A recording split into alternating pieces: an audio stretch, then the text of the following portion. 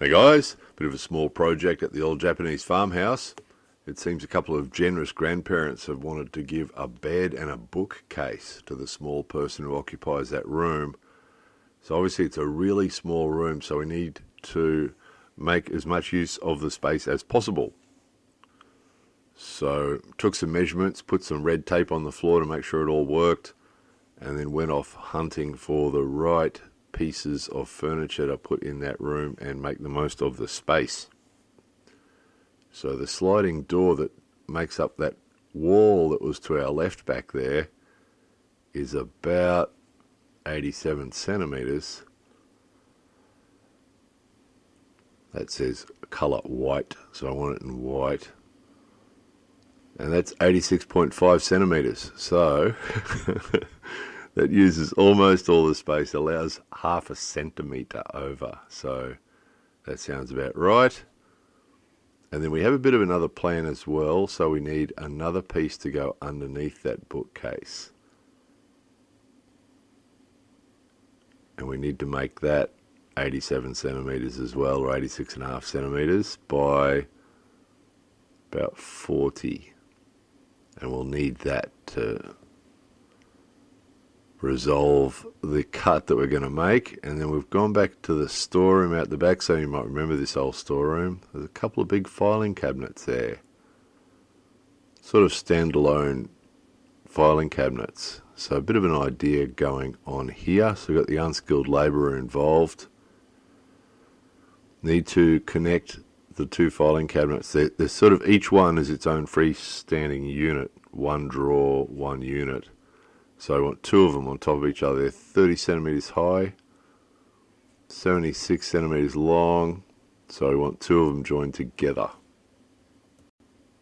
So the drawers just fit inside each unit, so you can't bolt them together on the horizontal surface, if you know what I mean. So the only place you can really bolt them together is at the back, which means reaching up 76 centimetres up that inside of that thing to hold the inside nut, which is pretty tricky. So use this thing. Taped the heads of the nuts. Really needed another assistant, but no one was available. So taped the heads of the bolts in place and then reached up inside and did it. And then time to put together that bookshelf.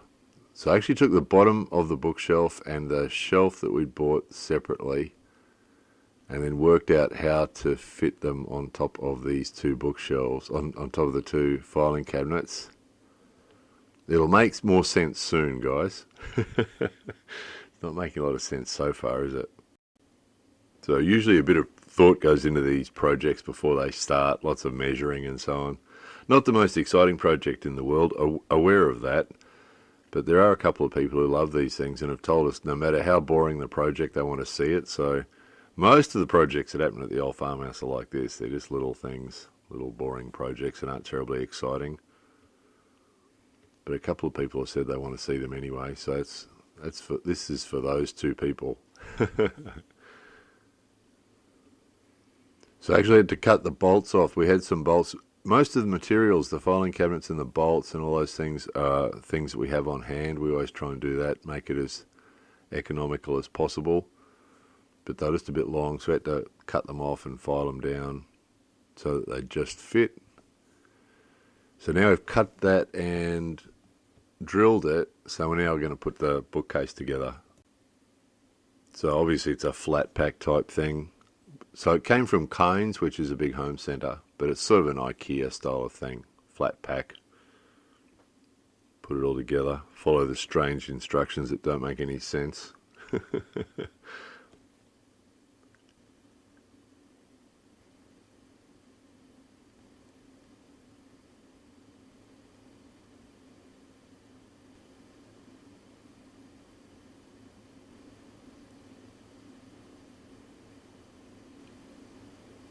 So it's cooling down in Japan at the moment, of course, so that was a nice spot there in the sun, putting that thing together.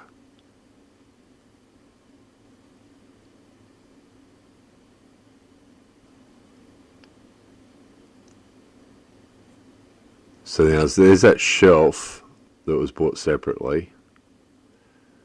And then in comes the bookshelf. Now we've got to try and line them up now. There's 3 pieces there that have holes in them that we've got to line up, make them all match. Have to line them up and put the bolt through. So more easily said than done, particularly the back bolt, which is sort of right up the back. Got to try and reach up there, feed the little bolt up. Just trying to make the thing reasonably earthquake proof. There's going to be a fair bit of weight in those filing cabinets at the bottom. They're going to be used for storing clothes and things, so a fair bit of weight in the bottom. So just a couple of small bolts just to keep it all together in case there's an earthquake so it doesn't fall over.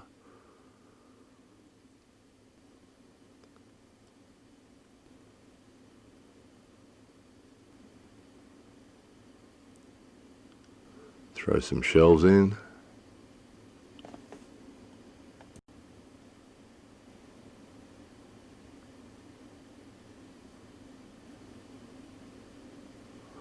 So that yellow tape you can see there, just to give it a bit of extra support while it was being put together. We won't be able to see that later.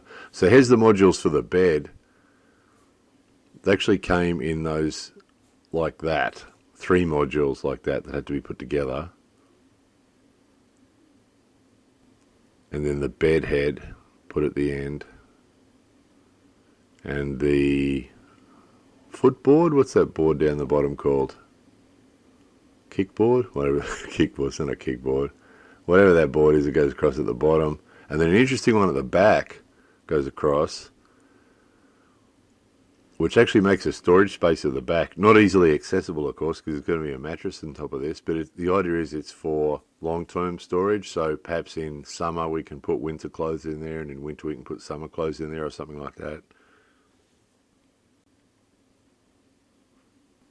So you're starting to get the idea now, huh? So yeah, those 2 boards are at the back there, so you can just lift them up and put stuff in there. A couple of odd things. See those plugs sticking up? They were just for the storage. So anyway, here we are. We've got this far. So you get the idea. We've got that storage space at the back there, which is pretty huge. And then the drawers and the filing cabinet. So basically, that whole space is all available to us as storage space, which is really necessary because you can see it's a tiny little room. And then we've got the shelves at that end and a little shelf at the head end, and then we can still put a couple more shelves on the wall if we want to.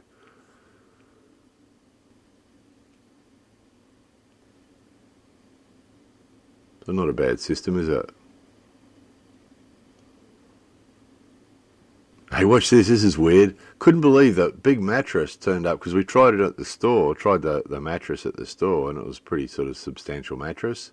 And it turned up, rolled up like this. And I'm like, that can't be right. Like, surely it can't be the right mattress. And it actually said on it, be careful when you're cutting the plastic off. And watch it slowly grow. Watch this. Watch this. And the air starts to get in, it starts to expand. Brrr. Some of you might have seen this before, but it was new for us. We're going, what the heck's going on with this mattress? And then once you cut the plastic, see it come up? Look at that. Bizarre. Not the best mattress in the world, not a bad one. It wasn't, the one they had on the demo was a cheaper, thinner one, but that's a pretty good one. It should last a while. It's only got a really little person going to be sleeping on it. But the plan is it'll last till the little person gets to be a bigger person a bit. That's the result.